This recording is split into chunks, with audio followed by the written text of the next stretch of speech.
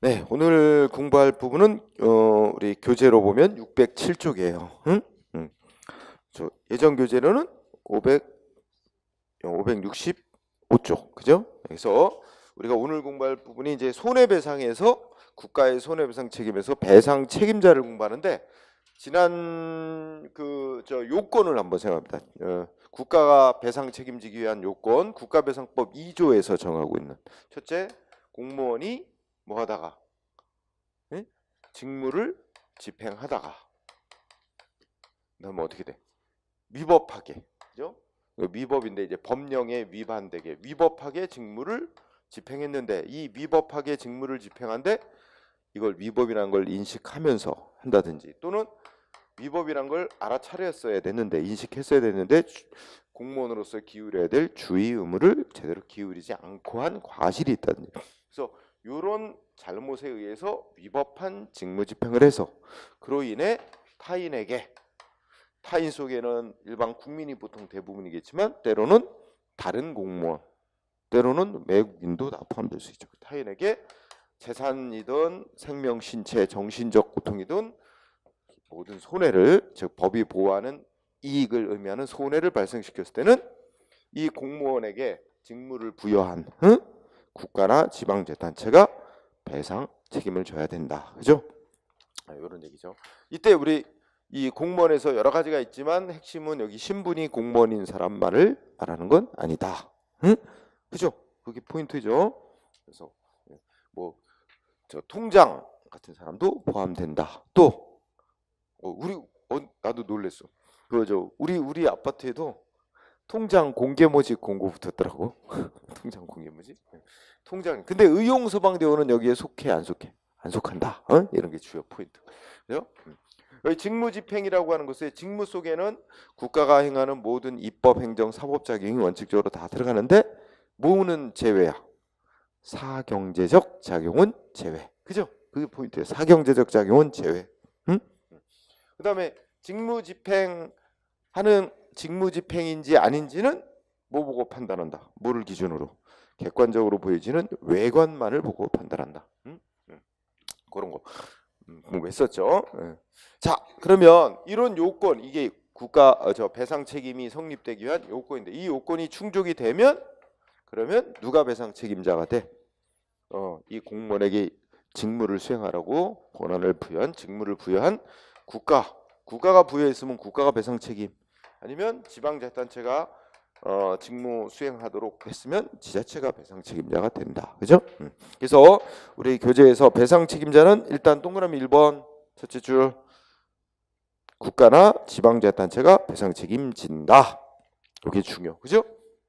근데 이렇게 정해놓은 건 무슨 법에서? 법률인 국가배상법에서 우리가 정해놓은 걸 배우는 거야. 그죠? 근데 그 옆에는 읽어봅시다. 우리 지난 시간에서 헌법은 국가 또는 공공단체가 배상 책임을 진다. 이건 알고 있는 거잖아. 그죠? 조금 다르게는 돼 있다. 그죠? 요거. 그 다음에 동그라미 2번 문장 중요해요. 자, 첫째 줄 보니까 공무원의 선임점 감독을 맡은 자와 공무원에게 봉급이라든지 급여라든지 그 밖에 비용 부담하는 자가 동일하지 아니하면, 즉 다르면 누가 배상 책임을 진다? 비용을 부담하는 자도라고 돼 있어요. 비용을 부담하는 자가가 아니라 비용을 부담하는 자도 배상 책임이 있다. 그러니까 이제 뭐 이걸 굳이 그냥 걷다가 대입시키면 공무원의 선임 감독을 맡은 자가 국가라고 치자. 그런데 그 공무원에게 일 처리하는 데 들어가는 뭐 비용이라든지 월급은 지방자치단체가 준다. 그러면 이제 요 상황이 되는 거지. 그러면 결국은 어떻게 된 거예요? 둘 다 배상 책임을 진다. 이런 말이 되는 거예요. 선임 감독을 맡은 자도 배상 책임이 있고 비용을 부담하는 자도 배상 책임이 있고 둘 다 배상 책임이 있다는 말이 되죠. 그런데 이제 우리가 문장을 분석할 때 이제 동그라미 2번의 두 줄을 분석해 보면 결국은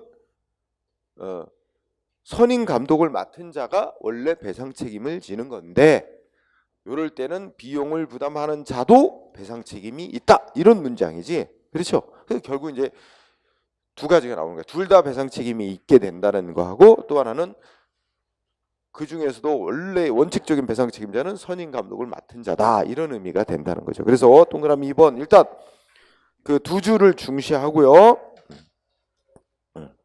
그 법조문 두 줄. 대부분 제 시험 문제 법조문을 많이 써먹습니다. 출제자들이. 그래서 선임 감독 맡은 자와 비용 부담자가 동일하지 않을 때는 이 문장은 어디를 바꿀 수 있는 게 아니니까 핵심은 비용을 부담하는 자도 이게 포인트가 되는 거예요. 자, 여기서 나오는 결론은 뭐라 그랬어요? 다시 한번 얘기하면 비용 부담하는 자도 배상 책임이 있으니까 결국 선임 감독 맡은 자와 비용 부담하는 자 둘 다 피해자한테 배상 책임 있다. 이거로 피해자는 어떻게 할 수 있어? 선택할 수 있어.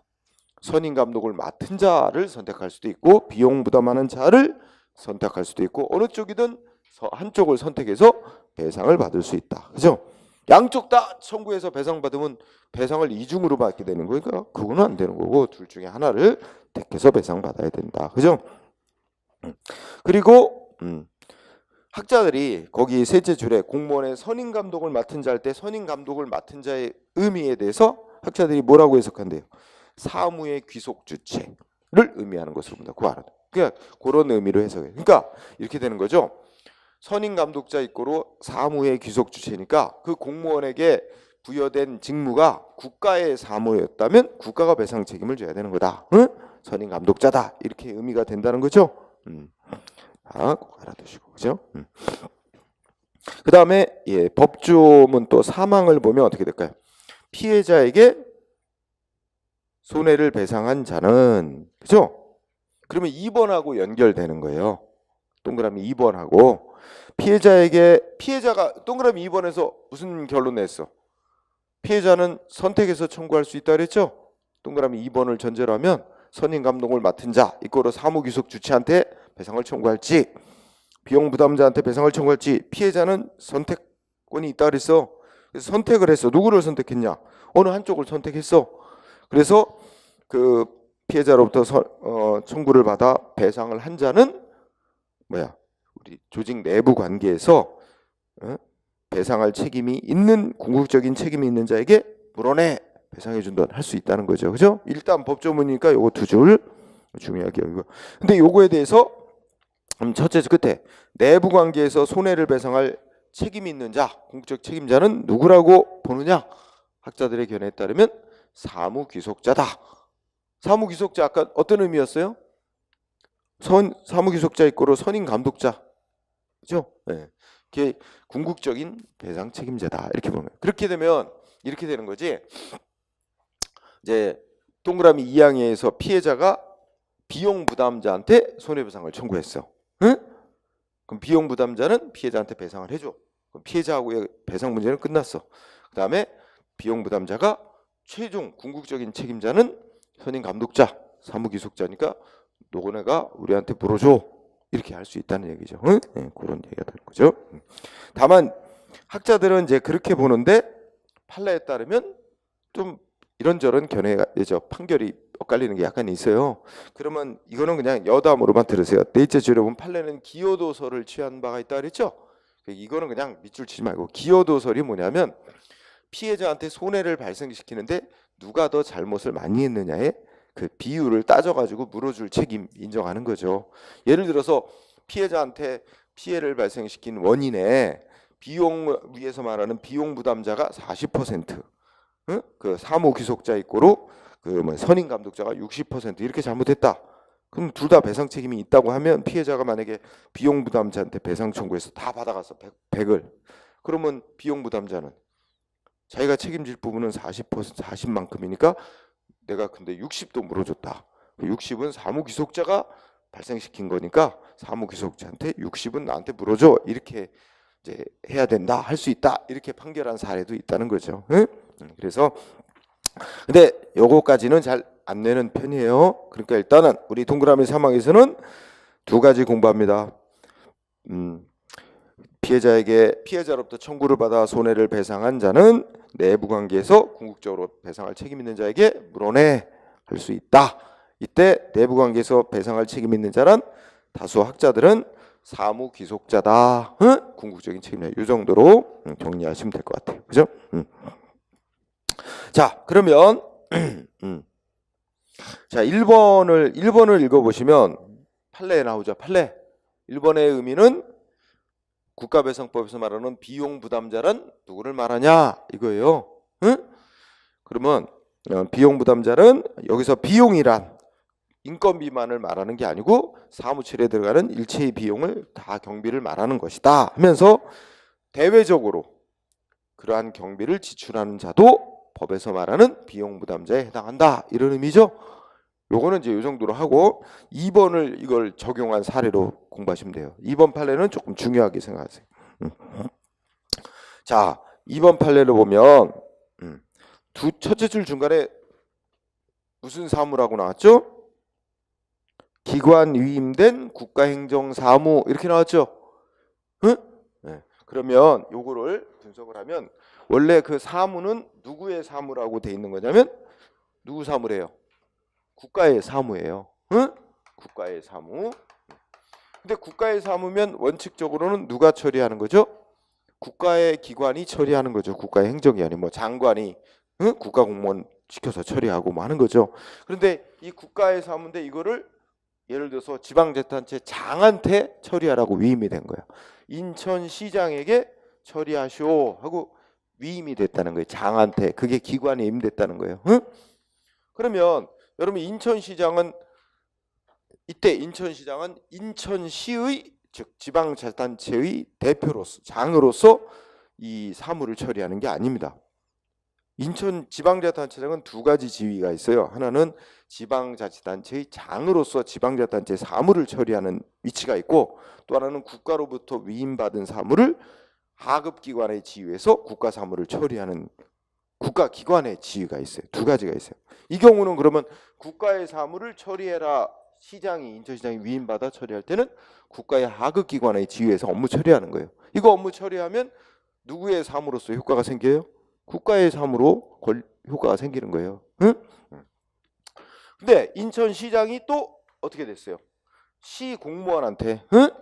시 공무원 A에게 이 사무를 처리하라고 시킨 거예요. 응? 근데 이 시 공무원 A가 아까 말한 대로 고의 과실로 위법하게 직무 수행에서 손해를 발생시킨 거죠. 그러면 자 여기다 또 여기는 이제 갑이라는 시민이 있다고 칩시다. 응? 그래서 이제 고의 이 시공무원 A가 고의 또는 과실로 위법하게 직무를 수행해서 손해를 발생시켰어. 갑은 누구한테 배상 청구할 수 있어요? 갑은 피해자 갑은 첫째 우리 동그라미 2번 한번 생각해 보세요. 법조문 선임감 공무원의 이 공무원의 선임 감독을 맡은 자와 공무원의 비용을 부담하는 자가 다를 때는 둘 다 배상 책임을 진다. 이렇게 돼 있는 거 아니에요? 그러면 자 여기서 이 갑은 우리가 그냥 통상적으로 생각할 때 누구한테 배상을 청구했을 것 같아요? 상식적으로 인천시 공무원이 업무를 처리해서 직무를 수행했으니까 인천시를 상대로 청구를 했어요. 이 사건은 그죠? 일반 시민의 입장에서 이 사무가 국가의 사무인지 인천시 사무인지 그걸 명확히 구별하는 사람이 얼마나 되겠어요? 그죠? 당연히 인천시 공무원이 업무를 처리했으니까 인천시 사무인 줄 알고 인천시를 상대로 청구했죠. 응? 그랬더니 인천시가 재판에서 뭐라고 하는 거야? 인천시가 야 이거는 국가의 사무지 인천시 사무 아니야. 응? 그러니까 국가한테 배상을 청구해야지 인천시는 배상 책임 없어. 이러고 나온 거예요. 응? 그러나 어떻게 돼요? 자 보면 이거 이 시공무원 A가 처리한 사무는 국가의 사무예요. 당연히 여기서 이거 좀 정리해볼까요? 국가는 배상 책임이 있어요 없어요? 국가도 국가 배상 책임자가 됩니다. 책임 있어요? 국가는 어떤 이유에서 배상 책임이 있을까요? 그렇죠. 이 사무가 국가의 사무 아니에요. 이게 위에서 말하는 동그라미 2번에 선임 감독자 이꼬르 사무 귀속자. 국가의 사무니까 국가는 자기의 사무 처리하다가 손해 발생시키니까 국가는 배상 책임이 있습니다. 국가는 저 말하면 사무 귀속자로서 그 사무의 주체란 말이에요. 국가의 사무니까 사무 귀속자로서 또 이거를 다른 말로 하면 우리 선임 감독자를 이런 의미로 쓴다 그랬죠? 사무 귀속자라고, 그죠? 로서 배상 책임이 있어요. 그 다음에 어떤 의미에서도 또 배상 책임자 있어요. 비용을 부담하는 자죠. 여러분, 이 국가의 사무를 인천시장한테 처리하라 시킬 때는 일만 줘요? 돈도 내려보내야죠. 그 예산도 일만 시키면 누가 하겠어요, 그죠? 이 사무에 들어가는 비용도 내려보낸단 말이에요. 그러면 이 비용, 즉 경비를 실질적으로 부담하는 자는 국가입니다. 자, 어쨌든 이거 하나만 해도 사무 귀속자로서 배상 책임을 지는 거예요. 응? 그렇죠? 그런데 갑은 인천시를 상대로 배상을 청구했어. 그때 인천시는 우리 사무 아니다고 했지만, 자, 우리 판결에 따르면 국가가 국가의 사무를 시장한테 위임을 했고, 이때 사무만 위임해요? 비용도 위임한단 말이에요. 비용도 내려보내준단 말이에요. 그러면 국가로부터 받은 돈으로, 응? 시민을 향해서 직무를 수행하면서 비용을 쓰잖아요. 그러면 이게 궁극적으로는 국가의 돈으로 사무를 처리하는 거지만 겉으로 보여지는 것, 일반 시민의 입장에서 볼 때는 시의 돈으로 시의 사무 처리하는 것처럼 외형적으로 보여. 바로 그런 점을 본 거예요. 그래서 거기에 그 우리 일본에서 일본에서도 그랬죠. 둘째 그때 적어도 대외적으로 경비를 지출하는 자는, 그 대외적으로 돈 쓰는 자도 법이 말하는 비용 부담자라고 봐야 된다. 따라서 배상 책임을 져야 된다. 그러니까 여기서 국가의 사무를 처리하면서 국가로부터 내려받은 돈을 써가면서 직무를 수행하잖아요. 그러면 인천시도 뭐가 되는 거야? 대외적으로 국가로부터 받은 돈으로 대외적으로 경비를 지출하는 자에 해당하니까 법이 말하는 비용 부담자에 해당한다. 비용 부담자도 배상 책임이 있다. 그러니까 어떻게 돼요? 인천시도 배상 책임자예요. 응? 되죠? 응? 인천시는 어떤 위치에서 배상 책임을 지는 거예요? 정확히 뭐 대외적으로 경비를 지출하는 자, 그죠? 그러니까 그냥 말하면 이 대외적으로 경비를 지출하는 자도 법이 말하는 비용 부담자에 해당이 되니까, 응? 비용 부담자로서 배상 책임. 결국 어떻게 돼요? 갑은 선택할 수 있어요. 국가한테 청구할 수도 있고 인천시한테 청구할 수도 있는 거예요. 근데 이 2번 판례 사건은 이 피해자 갑이 인천시를 상대로 청구, 그죠? 인천시는 우리는 책임 없어 이랬지만 인천시도 배상해야 된다, 응? 라는 판결이죠. 그래서 2번 잘 공부하시기 바랍니다. 2번이 가장 기본이 되는 판결입니다. 응? 3번은 마찬가지예요. 똑같아요. 논리가. 그러니까 좀 여러분 읽어보시면 그 첫째 줄 보시면 국가의 사무인데 누구한테 위임됐어요? 도지사한테 위임됐고, 도지사가 다시 또 그 밑에 군수한테 위임했대요. 응? 그러면 군수가 누구 시켰겠어? 응? 군에 속해 있는 공무원 시켜서 이제 이 처리하라고 했겠죠? 근데 그거 고의과실로 위법, 손했겠죠. 그럼 피해자는 누구한테 청구할 수 있어요? 일단 이 사무는 누구 사무야? 국가 사무잖아. 국가가 배상 책임이 있어. 근데 또 누구도 배상 책임이 있어? 일단 기본적으로 군도 지방자치단체니까 군도 국가로부터 국가 도로에 거쳐서 내려온 돈으로 대외적으로 경비를 지출하는 자죠. 군도 배상 책임이 있는 거지, 그죠?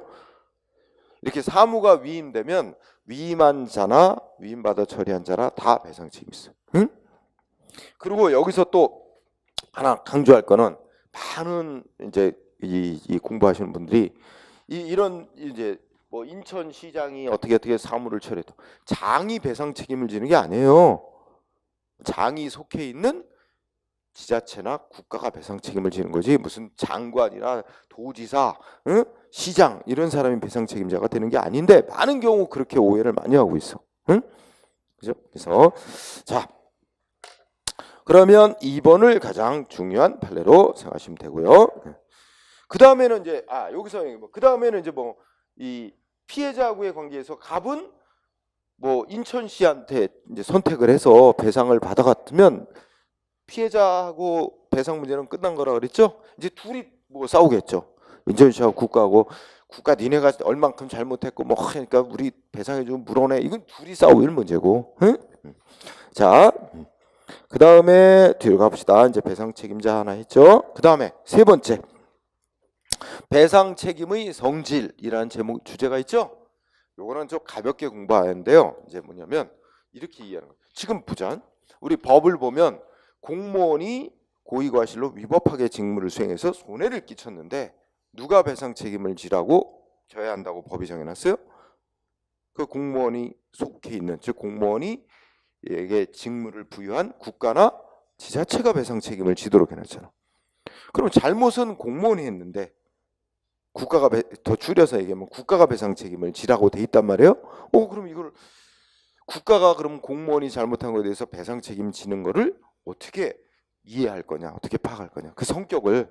왜냐면 공무원이 잘못해서 공무원이 배상 책임을 져야 되는 거 맞지 않아요? 국가가 배상 책임을 진단 말이야. 그걸 어떻게 이해할 거냐, 그죠? 거기에 대해서 이제 세 가지 견해가 있다 이렇게 생각하시면 돼요, 그죠? 우리 법 국가가 배상 책임을 지라고 해놓은 걸 어떻게 이해할 거냐. 첫째, 대위 책임이다라고 이해하는 견해가 있어요. 좀 가볍게. 대위 책임은 쉽게 말하면 대신 책임지도록 한 거다. 원래는 누가 책임져야 되는 건데, 누가 배상해야 되는 건데, 잘못한 공무원 개인이 배상해야 되는 건데, 공무원이 배상하도록 해놓으면 피해자, 공무원이 돈이 많은 공무원이라면 피해자가 배상받는데 별 문제가 없을 테지만, 그죠? 응?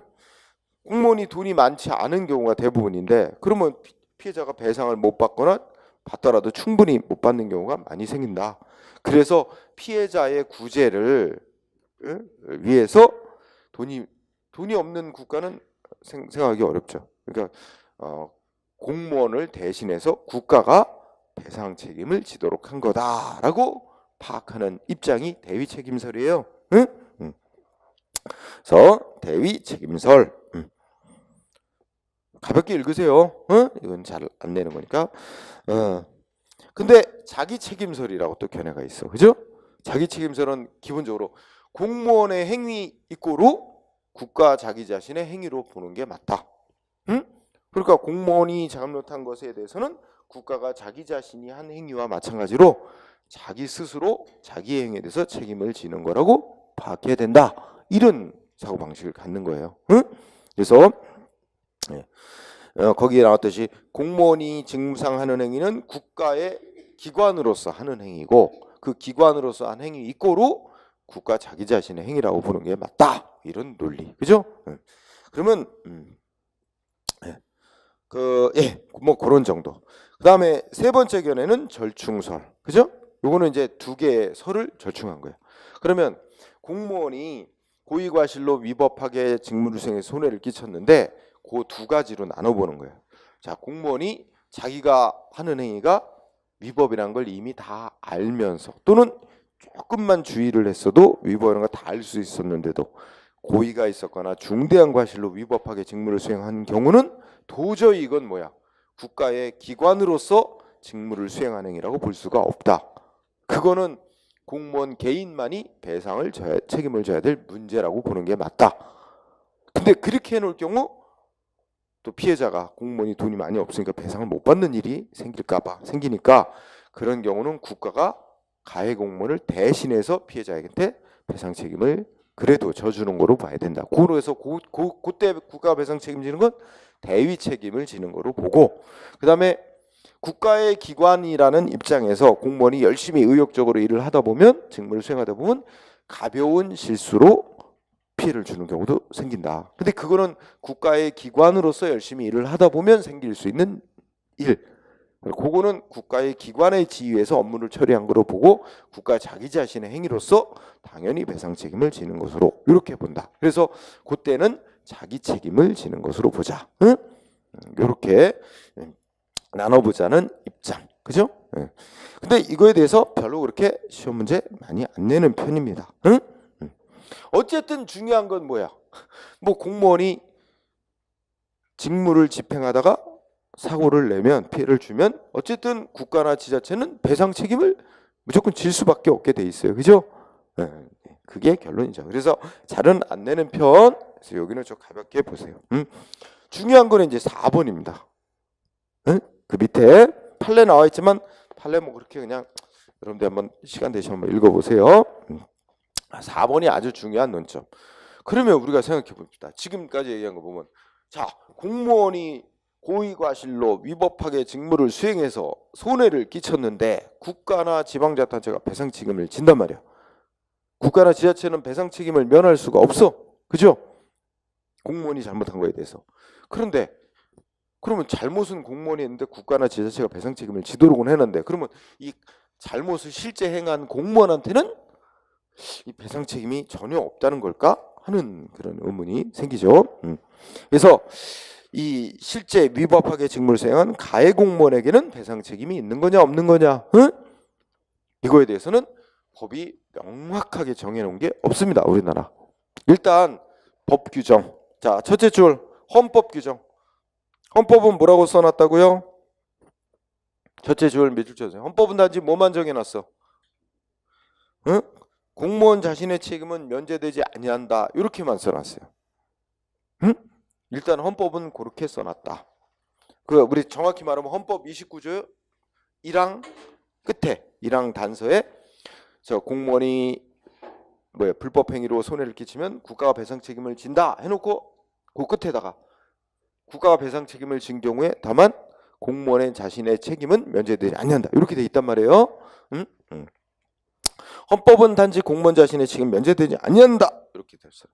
근데 여기서 공무원 자신의 책임이라는 게 이게 뭘 말하는 걸까? 공무원이 피해자한테 배상할 책임이 있다는 말일까?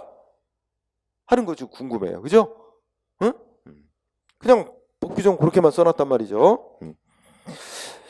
자, 요거와 관련해서 여러분들이 그 오른쪽 페이지에 판례 1번이 있어요. 응?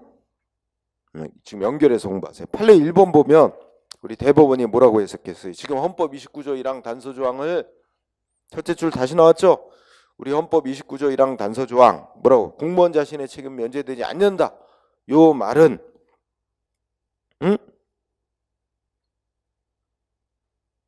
공무원이 불법 행위해서 당연히 국가는 피해자한테 배상 책임을 지는데 이때 그 직무를 위법하게 수행한 공무원이 민사상 형사상 책임이 면제되지 아니한다라는 원칙을 규정한 것이긴 하나, 셋째 줄 끝에 이 규정 자체로 공무원 개인의 구체적인 손해배상 책임 범위까지 규정한 것으로 보기는 어렵다. 자, 핵심은 이겁니다. 자, 그러면 1번 판례 공부 요령 첫째 줄 출발점 헌법 29조 1항 단서 조항은 그다음에 뭐 어디 중요해요? 셋째 줄 끝에 그 조항 자체만으로는 그 조항 자체로 공무원 개인의 구체적인 손해배상 책임 범위까지 규정한 것으로 보기는 어렵다. 요거. 조금 더 확대하면 이 헌법 29조 1항이 공무원 개인이 피해자한테 직접 배상할 책임이 있는 거다라고 규정한 것으로까지 볼 수는 없다. 각종 잘못했으니까 징계, 조직 내부에서 징계를 받고 또 직무 위법하게 했다고 재판에 넘겨져서 형사처벌을 받고 이런 책임이 있을 수 있다. 그런 것까지 면제되는 건 아니다라는 원칙을 밝힌 것일 뿐 구체적으로 공무원 개인이 피해자한테 배상 책임이 있다고까지 규정한 것으로 보기는 어렵다. 그러면 다시 제목 가해 공무원의 배상 책임 후 둘째 줄 국가배상법은 뭐라고 규정해 놨다고요? 다시 원점으로 돌아가요. 608페이지 아래쪽.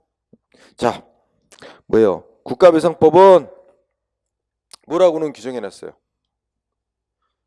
고의 또는 중대한 과실이 있는 때는 국가나 지방자치단체는 그 가해 공무원에게 구상할 수 있다. 그죠? 이렇게 규정해서 구상 책임만을 규정하고 있을 뿐 뭐는 없다는 거예요. 결론은. 피해자가 공무원한테 직접 배상을 청구할 수 있는지, 청구하면 공무원은 피해자한테 배상할 책임이 있는지에 대해서는 명확하게 규정한 거 없단 말이에요. 자, 중요한 결론. 피해자가 공무원에 대해서 직접 배상을 청구할 수 있는지에 대한 명시적 규정은 없다. 이게 중요한 결론입니다. 그러면 이거에 대해서 결국 명시적 규정은 없는데 문제가 된단 말이에요. 그럼 뭐 어떻게 해결해야 돼? 결국 법원의 판결, 학자들의 견해, 이런 거를 종합해서 결론 낼 수밖에 없다. 그래서 결론이 싼 거로 1번이에요. 자, 공무원이 피해자한테 배상할 책임 있다고 법은 규정이 없다 그랬죠? 명확하게. 자, 여기에 대해서 동그라미 1번 중요합니다. 동그라미 1번에 다수설은 놔두고 학자들의 견해는 놔두고 판례를 중시합니다. 중간에 우리 대법원 판례. 판례는 어떻게 된대요? 여러분 같이 읽어보세요. 판례는 가해 공무원에게 뭐가 있을 때는 고의나 중대한 과실이 있는 때는 공무원도 피해자한테 배상 책임이 있다. 인정. 그 얘기 이꼬로 뭐예요? 피해자는 공무원한테 배상을 청구할 수도 있고 공무원에게 직무를 수행하도록 부여한 국가에게 배상 청구할 수도 있고 선택해서 청구할 수 있단 말이야. 피해자는 그 선택적 청구권이 인정된다고 표현할 수 있죠. 그죠? 응? 반면에 그러면 경과실만 있다. 그러면 피해자한테는 이제 공무원은 피해자한테 배상 책임 없다. 피해자는 공무원에게 직무를 부여한 국가 아니면 지자체에게만 배상을 청구해야 된다. 이렇게 된다는 거죠. 응? 자, 명확한 규정은 없는데 우리 대법원은 이렇게 본다. 그래서 동그라미 1번이 아주 중요. 그죠? 제일 중요하고요. 2번은 약간 여담. 동그라미 2번은. 명확하게 규정이 없다 보니까 그동안에 우리 대법원 판결도 좀 왔다 갔다 했어요. 응? 2번 여담을 보면 저기 첫째 줄 끝에 1972년도까지는 어떤 판결 태도를 유지했대요? 72년도 대법원 판결은 인정했대요. 그러니까 국가가 배상 책임지는 거하고 별개로 공무원도 피해자한테 배상 책임이 있다. 그러니까 피해자는 선택해서 청구할 수 있다. 이거를 100% 인정. 72년도 판결에서는. 그러다가 22년 뒤에 94년도 판결에서는 또 완전히 뒤집었어. 그래갖고 부정했죠. 그러니까 공무원에게 고의 중과실이 있던 경과실 이런 거 안 따지고 공무원은 피해자한테 직접 배상 책임 없다. 피해자는 오로지 국가나 지자체에만 배상 청구해야 된다. 이게 94년도의 판결이었어. 그죠? 그러다가 또 2년 만에 뒤집었어 또. 응? 그래서 현재 입장이 아까 말한 대로 절충하는 입장. 고의 또는 공무원한테 고의 중과실이 있을 때 한해서만 공무원도 배상 책임자가 된다. 응? 피해자한테 그래서 피해자가 선택해서 청구할 수 있다. 경과실만 있을 때면 안 된다. 96년도 2년 만에 뒤집었어요. 그래서 96년도에 내려진 판결이 지금까지 유지되고 있는 겁니다. 응? 이런 흐름을 아시고 그냥 1번이 제일 중요. 그 다음에 최근에 나온 판결 3번 동그라미 3번이 또 중요. 자, 동그라미 3번은 중요한 힌트 하나가 뭐예요? 공무원한테 어느 정도의 잘못이 있대? 경과실. 그러면서 공무원한테 경과실만 있어. 경미한 과실만 있어. 그러면 공무원은 피해자한테 현재 판례의 태도에 따르면 공무원은 피해자한테 배상할 책임 있어요? 없어요? 없죠. 응? 경과실만 있으니까 피해자는 국가나 지자체에만 배상 청구해야죠. 응? 공무원한테 공무원은 배상 책임 없는 거야. 그런데 이 피해자 측에서 공무원한테 청구를 했어요. 배상해달라고. 그랬더니 공무원이 배상을 해줬대요. 응? 그러고 난 뒤에 어디다 요구해? 국가한테. 응? 이거 원래 나는 배상 책임 없고 국가가 배상 책임 있는 건데 내가 배상해줬다. 나한테 청구하니까. 그만큼 나한테 물어줘야 맞다. 국가한테 물어달라고 청구한 거예요. 응? 이거 말하면 결론이 국가 물어줄 의무 있다는 거예요? 없다는 거예요? 있다는 거예요. 즉 그 가해 공무원은 구상권을 취득한다 이렇게 판결했거든. 그 얘기는 국가는 물어줘야 될 책임이 있다라는 말하고 똑같아요. 그래서 동그라미 2번 경과실 있는 공무원이 두 번째 줄 피해자에게 손해배상 그러면 결과 어떻게 돼? 둘째 끝에 국가에 대해서 구상권 취득 물어달라고 청구해서 받을 수 있다는 얘기죠. 요거 최근에 잘 나오는 중요한 판결입니다. 자, 그러면 판례 2번은 그냥 읽어보시면 거기 힌트가 뭐 있죠? 밑줄 친 거 보시면 공무원 갑이 이 공무원이 실제로는 경찰 공무원이에요. 근데 우리 이제 선거가 된다. 그러면 선거에 이제 그 후보자들 나오잖아요. 그 후보자들 우리 벽보에 이렇게 경력 나오고 하죠. 그 다 선거관리위원회에서 그 경력 조회해가지고 거기다 붙이는 거란 말이야. 그 경력이 제대로 써 있어야 우리 저 유권자들이 제대로 보고 후보자를 판단할 거 아니에요. 응? 그래서 예를 들어서 선거관리위원회가 경찰에게 우리 지역의 후보자로 나온 누구누구에 대해서 다 범죄 경력, 과거에 전과 경력 뭐 이런 거 있는지 조회해서 통보해달라 요구를 했어요.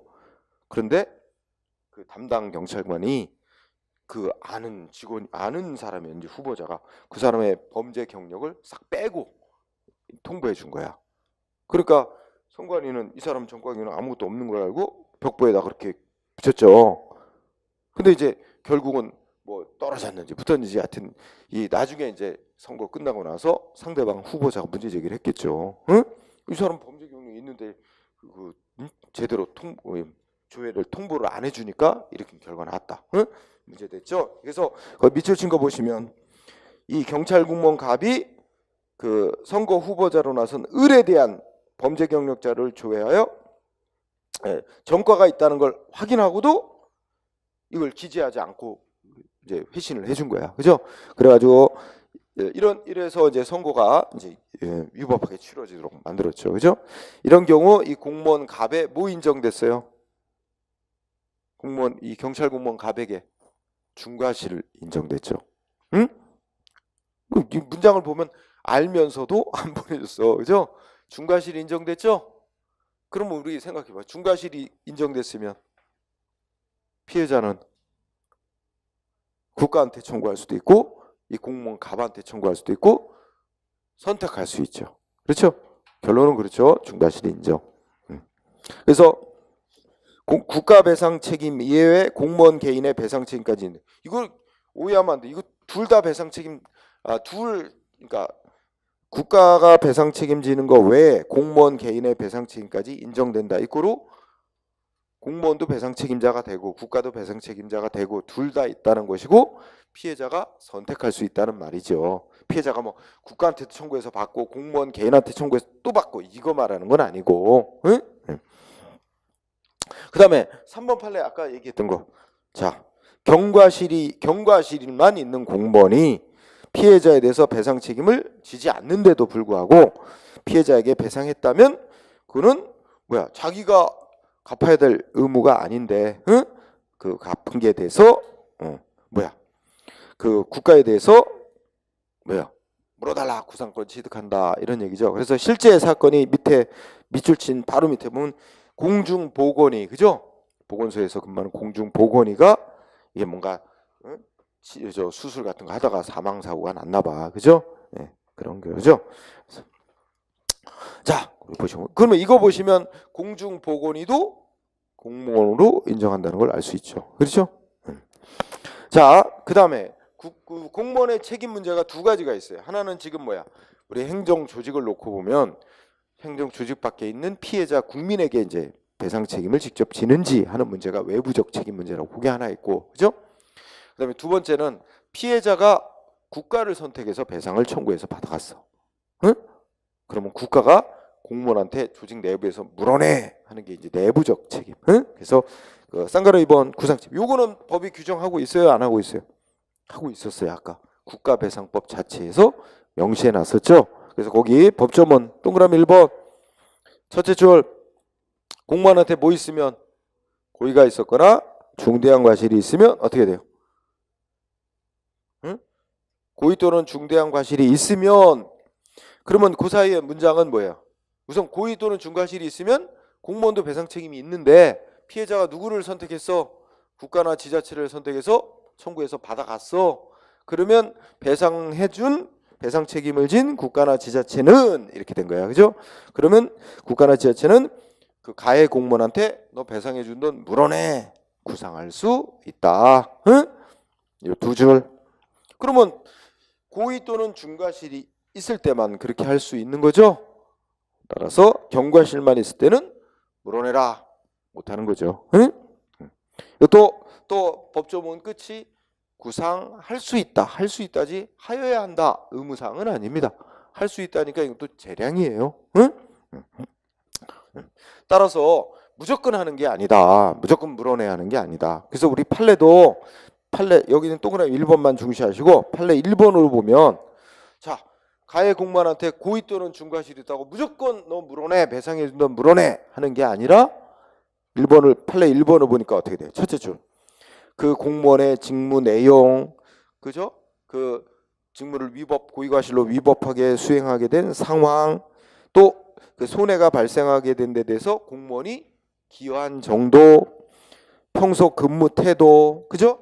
또 이런 위법 행위가 생길지 모른다는 것에 대해서 예방이나 뭐 이런 거에 대해서 국가나 지자체가 배려한 정도 등 재반 사정을 참작하여 신의 성실의 원칙상 상당하다고 인정되는 한도 내에서만 물어내, 공무원한테 물어내 할 수 있다는 거예요. 그러니까 무조건 물어내라고 하는 게 아니라 이런 걸 다 참작해서, 그래서 별로 크게 걱정 안 해도 된다 이거예요. 여러분이 공무원들도.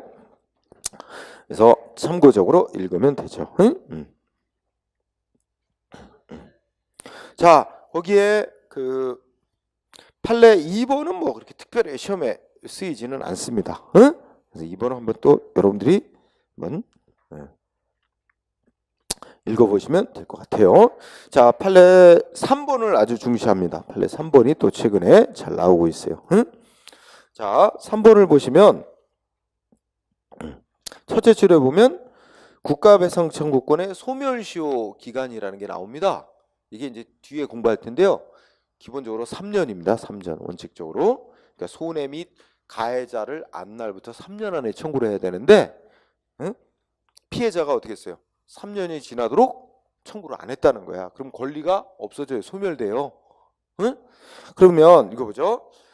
피해자가 국가에 대해 손해배상 청구할 수 있는 권리 3년 지났대요. 지났는데 국가가 야 3년 소멸시효 완성, 3년 안에 청구를 안 했으니까 소멸시효 완성한 거 완성을 주장하는 것이 신의성실의 원칙 위반으로 권리남용으로 허용될 수 없어 배상 책임을 이행한다. 그러니까 요건 뒤에 또 공부할 텐데 원칙은 이제 그 3년 안에 배상 청구를 해야 돼요, 피해자가. 그런데 여러 이제 상황상 피해자가 3년 안에 손해배상을 청구하는 것이 거의 뭐 불가능에 가까울 정도로 어려운 여러 상황이 있었어. 그렇다면 3년 지났다는 이유로 국가가 우리 배상 책임 없어 이렇게 주장하는 게 신의성실의 원칙상 안 맞을 때는 3년 지났어도 상대방한테 배상 청구할 수 있도록 인정이 돼야 되고 국가는 책임을 져야 된다 하는 그런 논리가 나와요. 그래서 어쨌든 국가는 배상을 해줘야 된다고 해줬다는 얘기예요. 여기까지 보면. 그런데 셋째 줄 중간에 국가가 소멸시효가 완성됐다, 즉 3년 다 지났다 라고 하고 주장하는 게 권리 남용이다 라고 이제 인정되게 된 원인 행위와 관련하여 공무원이 원인이 되는 행위를 적극적으로 주도했다는 등의, 그러니까 예를 들어서 막 증거를 은폐하고 막 이런 식으로 공무원이 주도를 해서 피해자가 3년 안에 손해배상 청구하는 걸 못하게 만들었다든지 이런 식으로 그 공무원이 주도를 해서 은폐 이런 거 했다는 등의 특별한 사정이 없는 한 국가가 그 공무원한테 너 배상해 준 돈 물어내 하는 거 허용되지 아니한다. 저 말이 이게 좀 사건이 어렵습니다. 그러니까 어쨌든 이거야, 이거. 그러니까 그 앞에 거는 놔두더라도 셋째 줄서부터 소멸시효 완성 주장이 권리남용에 해당하게 된 원인행위와 관련하여 공무원이 원인되는 행위를 적극적으로 주도를 했다는 등의 특별한 사정이 없는 한 국가가 공무원한테 물어내 하는 건 허용되지 않는다. 응? 그래도 뭔 소리인지 모르시겠어요? 이게 참. 그래서 그러니까 국민이 원래 손해배상을 청구할 수 있는 기간 3년이 지나서 이제 손해배상을 청구했어. 그런데 국가가 3년 지났는 그간은 배상을 안 해도 된다 이렇게 주장을 했지만 이게 상대방이 그동안에 3년 안에 손해배상 청구를 못했던 거는 이게 뭔가 이제 공무원들이 막 위조하고 막 은폐하고 막 이래가지고 상대방이 이제 피해자 측에서 배상을 청구하려면 여러 가지 자료를 확보를 할 수 있어야 되는데 그런 걸 아예 못하게 한 거예요. 그렇게 해서 그러면 피해자 측에서 3년 안에 청구 못했다 해서 배상 못 받게 하는 건 불합리하잖아요. 그래서 피해자한테 3년이 지났더라도 국가는 3년 지났기 때문에 배상 책임 없어. 이런 주장 인정 못 해준다. 국가는 배상을 해야 된다. 이런 식이 된 거예요. 그래서 국가가 배상을 해주게 된 거예요. 3년이 지났지만 피해자들한테. 그러면 국가가 3년이 지났지만 피해자한테 배상을 해주고 난 뒤에 가해 공무원한테 물어내 하려고 했는데 이것도 어떻게 돼? 가해 공무원이 막 은폐하고 감추고 막 뭐 이런 거에 적극적으로 주도를 했다는 등의 그런 사정이 없는 한 공무원한테 물어내 하는 거는 안 된다. 그런 의미입니다. 하여튼 끝부분을 공부하세요. 그 부분이 시험에 쓰입니다. 자, 그 다음에 5항도 하나 또 보시죠. 5항은 자동차 손해배상보장법이 전제가 됩니다. 자동차 손해배상보장법에 따른 배상 책임. 자, 법조문 일단 읽어봅시다. 자동차 손해배상보장법 제3조 이렇게 써 있어요. 이거 외우지 말고요. 자기를 위하여 자동차를 운행하는 자는 그 자동차의 운행으로 인해 다른 사람을 사망 부상케 했다면 그 손해를 배상할 책임을 진다. 누가? 자기를 위하여 자동차를 운행하는 자가 배상 책임을 진다. 그러면 요거를 그 밑으로 보면 또 읽어볼까요? 자동차 손해배상보장법 제3조는 자동차의 운행이 사적인 용무를 위한 것인지 것이건 국가 등의 공무 수행을 위한 것인 구별하지 아니하고 민법이나 국가배상법에 우선 적용된다.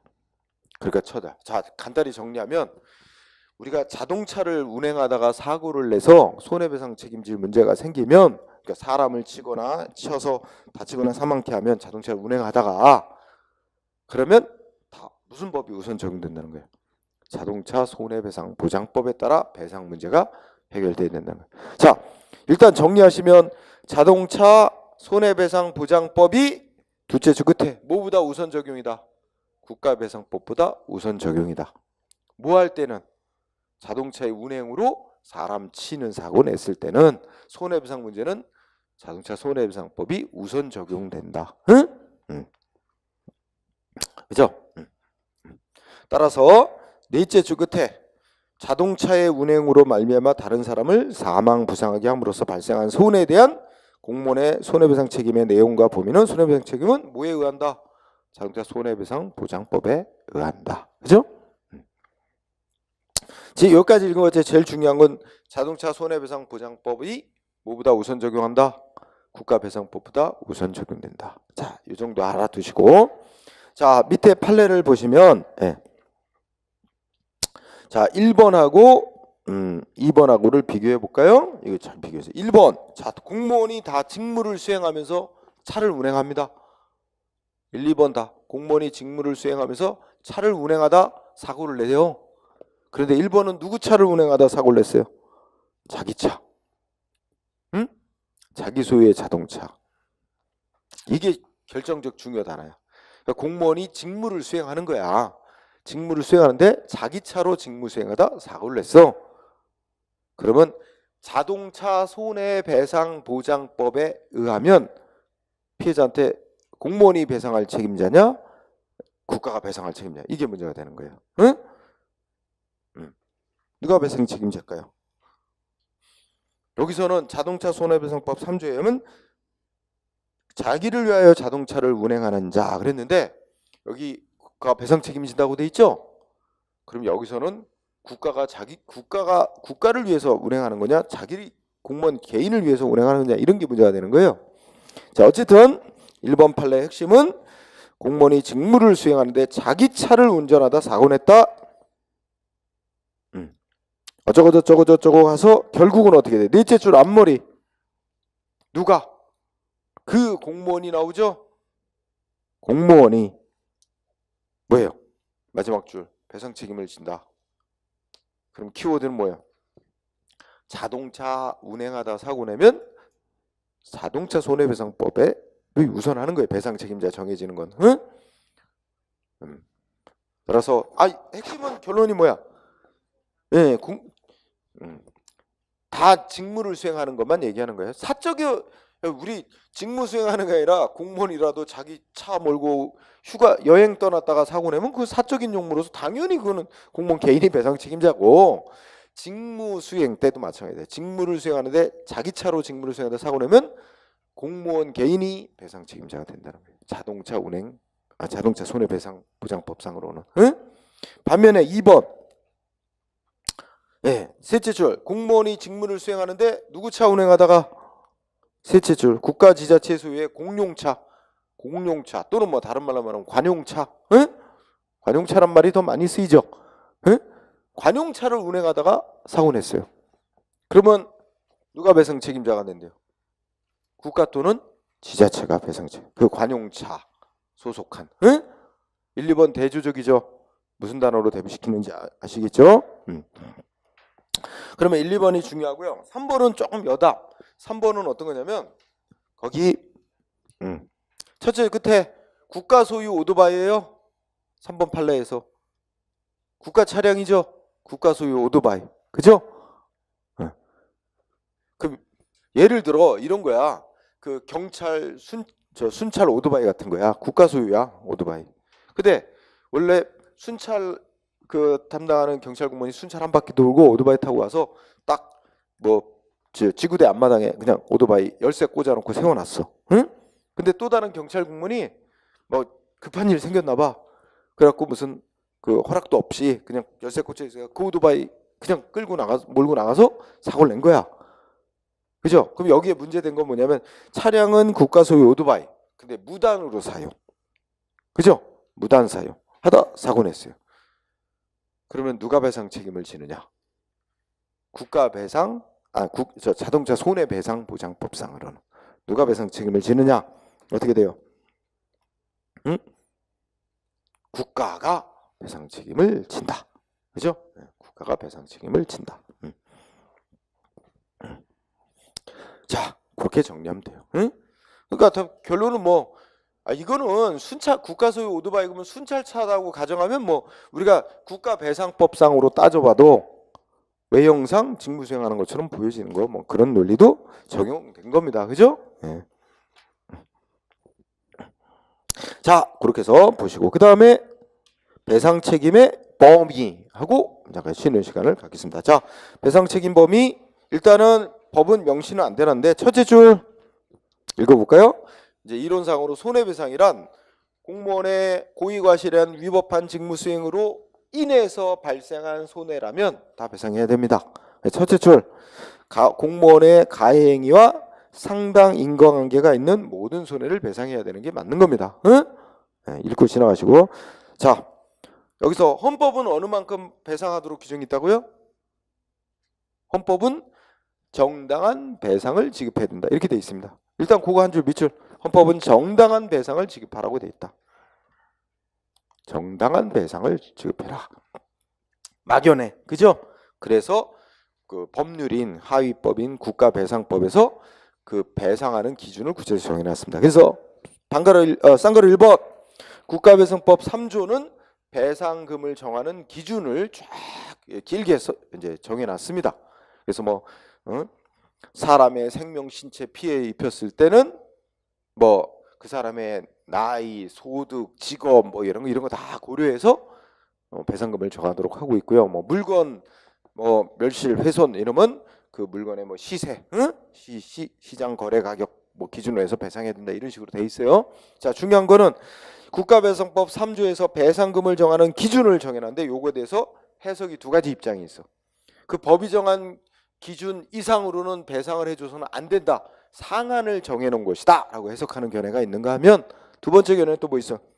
그건 단지 그 배상 금액을 정할 때 참고하라고 참고 기준으로 삼아라 하는 그 기준액을 제시해 놓은 거에 불과하다. 따라서 그 이상으로도 배상금이 주어질 수 있고 그 이하로도 주어질 수 있는 단순한 기준을 정해 놓은 것이라고 해석하는 견해. 그래서 간단히 말하면 한정액설과 기준액설 이렇게 두 개의 견해가 있는데 결론 우리 기준액으로 보는 게 통설이자 대법원 판례다. 응? 이게 중요합니다. 마지막 결론이 중요한 거예요. 여기서는 기준액으로 보는 게 통설 판례. 그 다음에 쌍가루 2번 위자료는 정신적 고통에 대한 배상을 위자료라고 칭하죠. 옛날에는 뭐 위자료가 맨날 저거만 이혼할 때 위자료만 생각해요. 위자료란 건 이혼할 때만 받는 거냐? 아닙니다. 위자료란 말은 이 정신적 손해에 대한 배상을 의미합니다. 그래서 그런데 일단 객관적 팩트 첫째 줄 국가배상법은 위자료 배상 규정을 해놨나요? 안 해놨나요? 위자료 배상하라고 규정해놨어요? 안 해놨어요? 응? 위자료 배상하도록 규정이 있어요? 없어요? 있어요.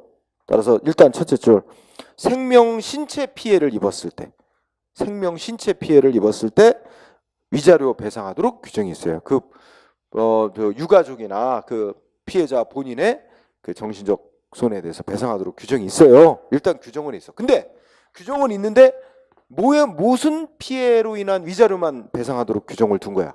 생명 신체 피해. 응? 하지만 판례는 왜 생명 신체 피해로 인한 위자료만 배상하는 게 아니고 둘째 줄 재산 침해, 응? 재산 피해 입었을 때도 위자료 배상해라라고 판결한 거예요. 규정은 생명 신체 피해 위자료만 배상 규정을 두고는 있으나 꼭 그것만 하라는 말은 아니다 하면서 재산 피해로 인한 위자료 청구도 허용된다. 재산 피해로 인한 위자료 청구가 어떤 게 있을 수 있어? 응? 예를 들면 요새 같은 경우에 그 반려동물, 응? 그죠?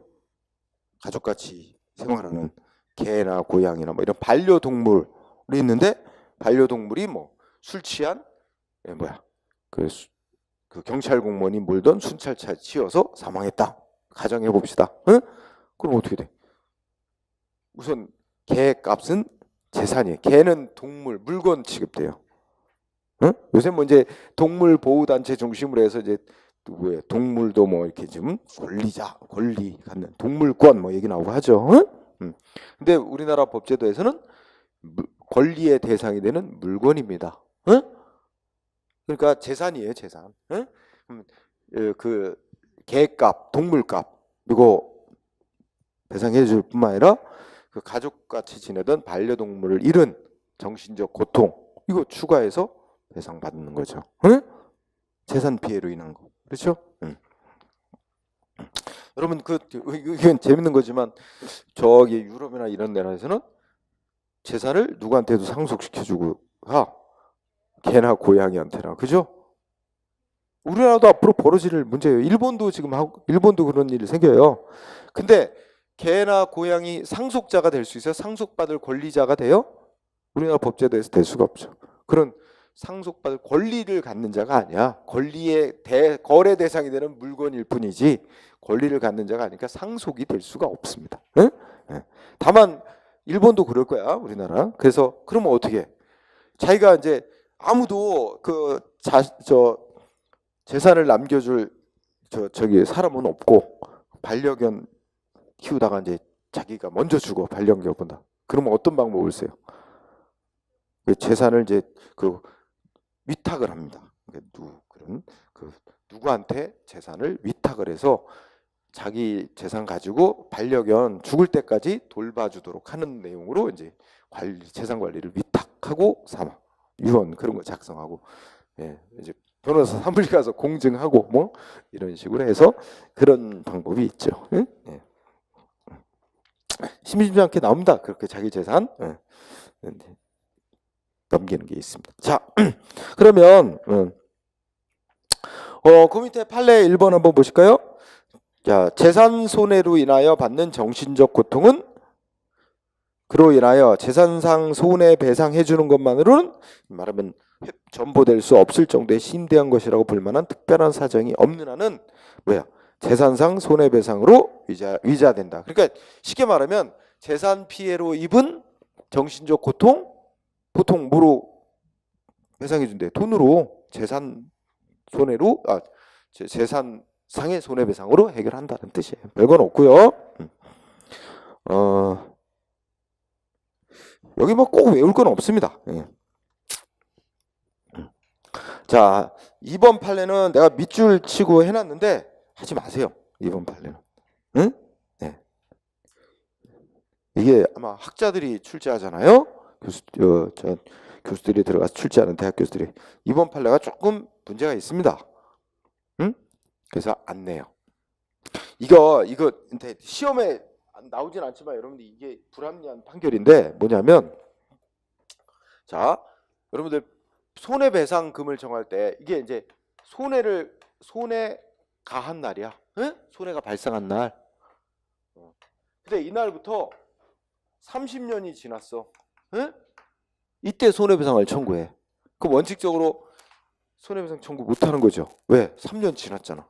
근데 30년 만에 손해배상을 청구하는데 그동안에 손해배상을 청구할 수가 없었어. 왜?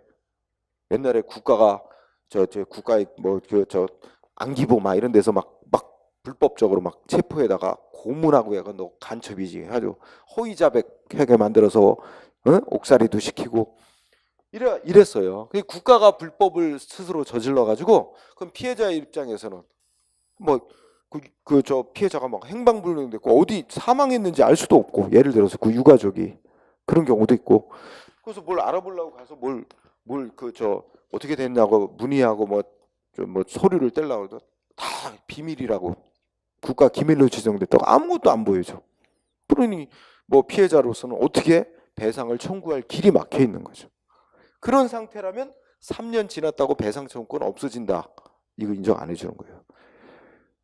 아니 권리를 손해배상 받을 권리를 갖고 있는 자가 자기 권리를 제대로 행사할 수 있는데도 행사를 안 하고 3년 지나버리면 배상 못 받는다는 얘기예요. 근데 제대로 자기 권리를 행사할 수 없었어. 그렇게 국가가 없게끔 만들어 놓고 3년 동안 지나도록 너 청구 안 했지? 배상 청구권 없어졌어. 이런 논리 말이 안 되잖아요. 그런 경우. 그러면 예를 들어서 30년이 지났어. 피해자로서는 피해자 측에서는 국가의 그런 불법 행위가 있었다는 걸 어떻게 증명할 길도 없었어. 그다음 국가가 다 은폐하고 아무도 안 보여주기 때문에.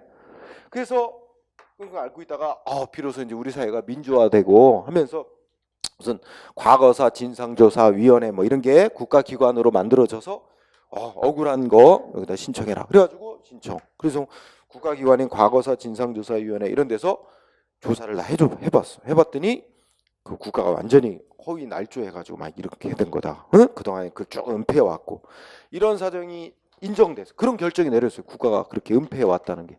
그러면 그런 조사 결정을 받고 이때부터 배상 청구를 하면 되는 거지. 이때부터 청구 안 했다 해서 배상 청구는 없어진 것으로 하는 거는 그는 허용은 될 수 없다. 이래서 이 사람들이 이제 배상 청구를 하죠. 응? 그럼 배상 청구를 하면 피해 입은 거에다가 이자도 쳐요.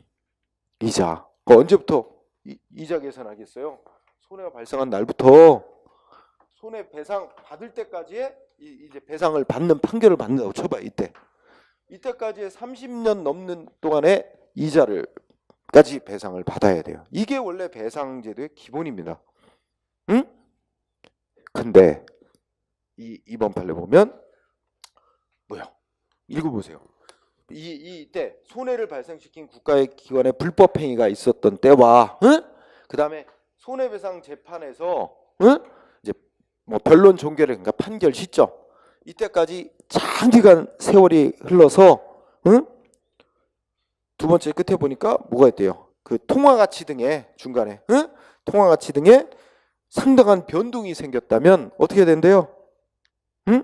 셋째 끝에 위자료하고 뭐 지연 손해금이 이자예요. 이자. 쉽게 말하면 이자 얼마 줘야 된대?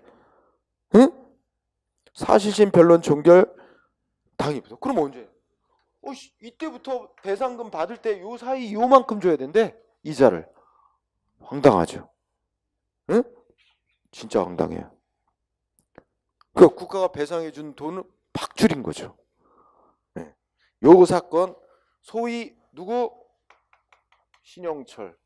기억나세요? 잘 몰라요? 신영철 대법관이라고 이 사람 주도하에 내린 판결입니다. 원래 대법원 판결이 바뀌려면 대법관 전원 모이는 회의에서 뒤집어질 수 있거든요. 근데 그것도 아니야. 기존의 대법원 판결은 변함없이 손해가 발생한 날로부터 배상금 지급하는 날까지 이자 다 줘야 돼요. 근데 3명이 모여 재판하는 데서 이렇게 바꿔버렸어요. 후진 거죠. 그러면 어떤 일이 생겼는지 아세요? 그러면 이렇게 30년 뒤에 과거사 진상조사에서 진실이 밝혀져서 배상을 받는데요. 그러면 1심 재판하는 판결, 1심 재판에서 자 그동안에 거 따지면 예를 들어서 피해자한테 20억 정도 배상을 해야 된다. 그러면 최종 판결 나오기 전에 가집행 선고란 걸 해요. 그러니까 이 사람들이 지금 뭐 굉장히 살기도 어려운 형편이고 뭐 하면 최종 판결 나기 전에 판사가 일단 뭐 20억 전체가 배상해 줄 돈이다 하면 그 정도 된다면 뭐 절반 정도는 일단 먼저 지급을 해라. 이 사람이 이길 게 거의 확실하니까 피해자가 그러면 한 10억 정도 먼저 줘라 이런 식으로 가집행 선고를 해요. 그래서 이 피해자 측에서 전체 배상액 중에 10억을 먼저 받았어. 이자까지 친 금액이야 다. 예를 들자면 10억을 받아서 뭐 했냐? 그동안 이 고통받고 사는 동안 도와준 사람들에게 좀씩 좀 이렇게 자 뭐 좀 선물도 하고 또 그동안에 집 없이 살았는데 힘들게 살았는데 조그만 집 하나 마련하고 뭐 이런 식으로 돈을 다 썼어요. 이런 상태였는데 지금 이 판결이 내려진 거야. 이동안의 이자 그동안에 장기간 세워서 뭐 통화가치 변동이 크니까 이동안 거는 이자 계산에 안 넣었는데 요 잠깐 그러면 어떻게 돼요? 다시 뱉어내래요 국가가. 이렇게 되면 배상금이 총 20억 정도가 되는 게 아니라 합쳐서 한 5억 정도만 밖에 안 돼. 그러니까 이자가 엄청 컸어. 응? 그러니까 이미 지급된 것을 오히려 뱉어내야 될 형편이 돼요. 이래가지고 이게 또 사회적 문제가 됐었어요. 그 뒤 가끔 나왔는데 그 뒤로 어떻게 진행되는지 모르겠어요. 너무 황당한 거예요. 응? 그래서 하여튼 이분이 하여튼 뭐 요새 이 사법농단하고도 연관이 있습니다. 그래서 지방법원 판사 재판할 때 원래 여러분 이렇게 되거든요. 무슨 법 위반으로 지금 형사 재판 무슨 법 위반했다고 처벌하는 재판이 열려. 그런데 그 법 자체가 헌법 위반이다 하는 문제가 생겨. 그래서 그 법 자체에 헌법재판소에 위헌이라고 신청이 들어가 있어요. 그러면 보통 재판을 중단하고 기다립니다. 헌법재판소에서 그 법조항 위헌인지 아닌지 결정 내릴 때까지 그 재판을 기다리는 거예요. 판결 안 내리고. 그래서 헌법재판소의 결정에 따라 재판을 진행합니다. 근데 그래서 지방법원에 이제 이런 그 판사들이 헌재 이 결정 나오기 전까지 재판을 진행을 안 하고 기다리고 있었던 거야. 그랬더니 대법관이 지시를 해서 빨리 재판해라. 응? 기존의 규정대로 빨리 재판해라. 이게서 이게 법관의 재판 독립을 침해한 거로 그때 한참 논란이 됐던 사람입니다. 이분이. 응? 그죠? 이게 아마 이명박 정부 때인가 박근혜 정부 때인가. 응? 그래가지고 문제됐던 그런 분입니다. 응? 지금은 이제 뭐 대법관 아니지만 변호사죠. 자, 그 다음에 뭐 이렇게 판례를 판례 6번 한번 보세요. 6번. 자, 6번은 저기 쭉 읽어보면 뭐 있더라? 도라산역이라고 들어보셨어요? 응? 저기 파주 그쪽에서 경의선 철도 가는데 우리 남쪽에서 제일 끝 역사 도라산역이라고 그 역사 새로 좀 단장하고 거기에 또 벽화를 설치. 응? 뭐 이런 거 있어요. 그래서 쭉 읽어보시면. 그래서 원래 그게 뭐 정부하고 잘 이해가 돼서 그 도라산 역사에 벽화를 그려놨는데 이게 또 정권이 바뀌니까 응? 박근혜 정부 때인가 뭐 이렇게 정권이 바뀌면서 이게 마음에 안 드는 거지. 이게 뭐 거기에 보면 막 이렇게 이제 약간의 노동자 뭐 이렇게 머리도 두른 것도 있고 막 이렇게 하니까 마음에 안 들었나 봐. 이거 그냥 다 파했어요. 깨부순 거야. 응? 이거에 대해서 그 작가가 응? 아니 애초에 설치할 때는 이제 그 공장에서 국가하고 다 응? 그 설치 협의해서 다 이렇게 해가지고 설치해 놓은 건데 작가의 동의도 얻지 않고 멋대로 다 훼손했다. 그래서 그거에 대해서 손해배상 청구한 거예요. 인정된 거예요. 응? 그래서 여러분 기니까 한번 읽어보시면 그죠? 그 다섯째 줄에 보니까 여러 가지 그 공공장소인 그 기차역 역 공간에 벽화를 설치했는데 국가가 작품을 선정하고 해서 설치를 했는데 국가 소속 공무원이 해당 저작물을 막 폐기시켰어.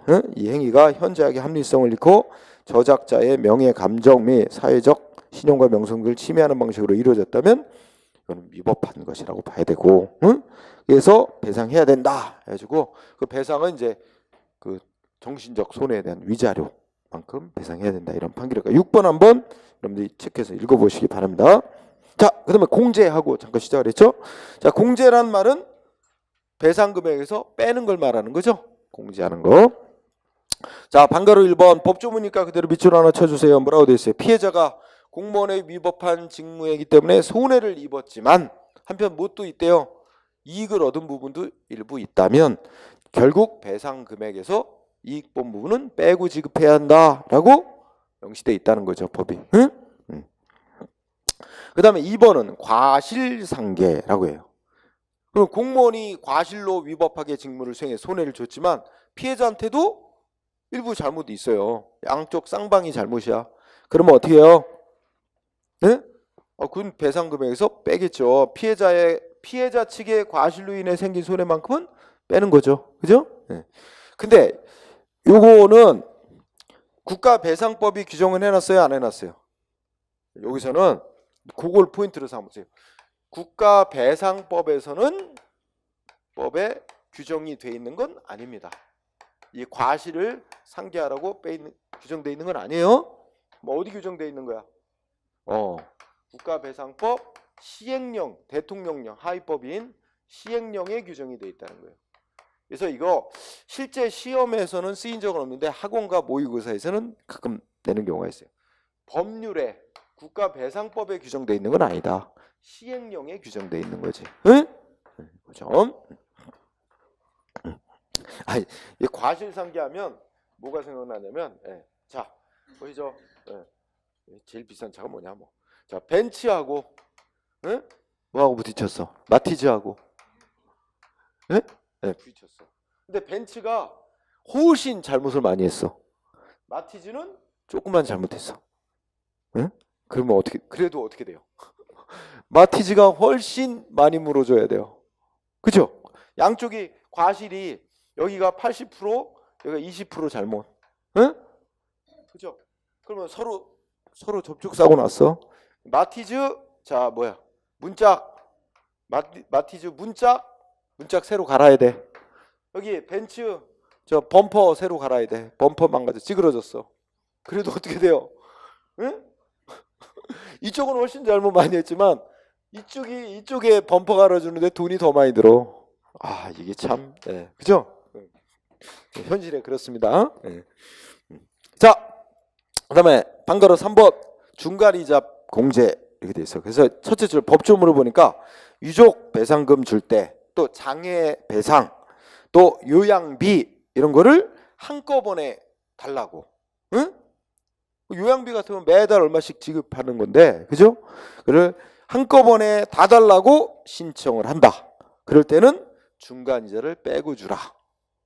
이렇게 돼 있다는 거죠. 그러니까 달리 말하면 원래는 일시의 전액을 다 주는 게 아니라 이렇게 이제 기간별로 나눠서 주면 이자를 붙여서 조금 더 주게 되나 보죠. 배상금에. 그런데 그거를 한꺼번에 다 달라고 신청하면 그 이자 줄 부분을 빼고 주라는 거죠. 중간이자 공제 규정이 있다는 거예요. 법조문. 그리고 또 하나, 이때 중간이자를 빼는 방식은 어떤 방식으로 빼래? 이자 빼는데 복리로 빼라, 단리로 빼라. 복리로 빼면은 오히려 피해자에게 불리하죠. 그래서 단리 계산식으로 빼라는 거예요. 그게 바로 이제 방식은 호프만 방식이라고 외국 학자 이름이야. 그 호프만이라는 사람이 이렇게 이제 이자 계산하는 방법 계산하는 게 있는데 그게 단리 계산하는 방법. 우리가 은행에 예금할 때는 이자를 복리로 주는 게 좋죠. 그죠? 그럼 이자 더 받는 거죠. 근데 이제 받을 때는 복리로 빼면 더 나쁘니까 그래서 단리 계산 방식으로 해서 빼도록 이렇게 규정이 있다는 겁니다. 호프만 방식에 의한다고 시행령이 정해놨다는 거 정리하시면 되고요. 그 다음에 이게 이제 공제와 관련해서 그 밑에 판례가 그렇게 잘은 안 나오는데 한번 연습을 해볼까요? 1번을 보니까 자, 공무원이 공무를 집행하던 중 다른 공무원의 불법 행위로 사망을 했대. 응? 근데 이 사망한 공무원의 유족들이 뭐야? 셋째 줄, 국가나 지자체에 청구해서 배상금을 받았대요. 응? 근데 배상금을 받고 그 다음에 또 어떻게 돼요? 공무원 연금관리공단에 또 뭐 신청을 했나 봐. 응? 그래서 셋째 줄 보니까 공무원 연금관리공단은 유족들에게 유족 보상금 중에서 뭐를 빼고 주면 된대요? 응? 손해배상해 준 돈 그만큼 빼고 유족 보상금 지급하면 된대. 그러니까 여기서 이제 손해배상 금액하고 공무원 연금관리공단이 지급하는 유족 보상금 둘은 성격이 중복되는 측면이 있으니까 먼저 손해배상을 받았다면 공무원 연금관리공단은 그 유족 보상금 줄 때 배상금만큼 빼고 지급하면 되고, 응?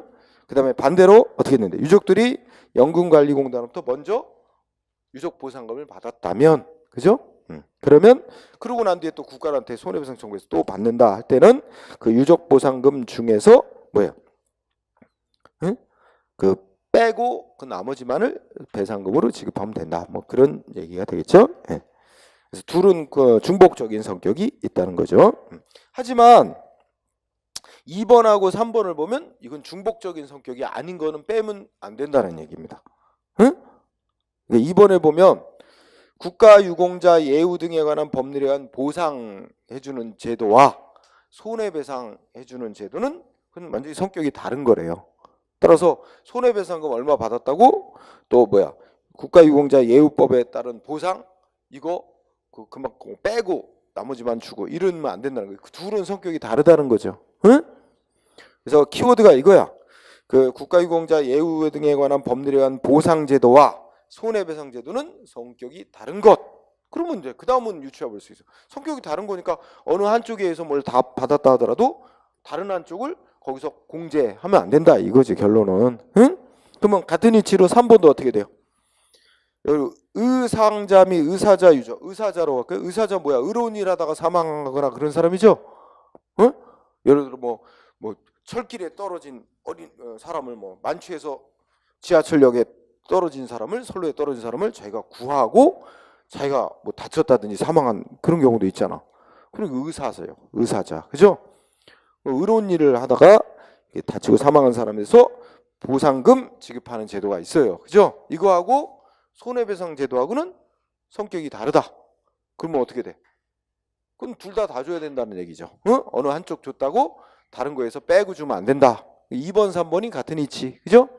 그러나 1번에서 공무원의 연금관리공에서 유족보상금 주는 거하고 손해배상 제도하고는 중복되는 측면, 거기 들어있는 게 있다는 거야. 중복되는 게. 그러니까 그 하나를 줬으면 그 중복되는 부분만큼은 한쪽에서는 빼고 줘라 이렇게 된 거고. 그래서 1번하고 2, 3번이 한 논리, 같은 논리. 2, 3번이 같은 논리고 1번하고 2, 3번은 서로 다른 논리. 응? 이렇게 정리하면 되겠죠? 자, 그 다음에 거기까지 하고 쉬는 시간을 갖도록 하겠습니다. 자.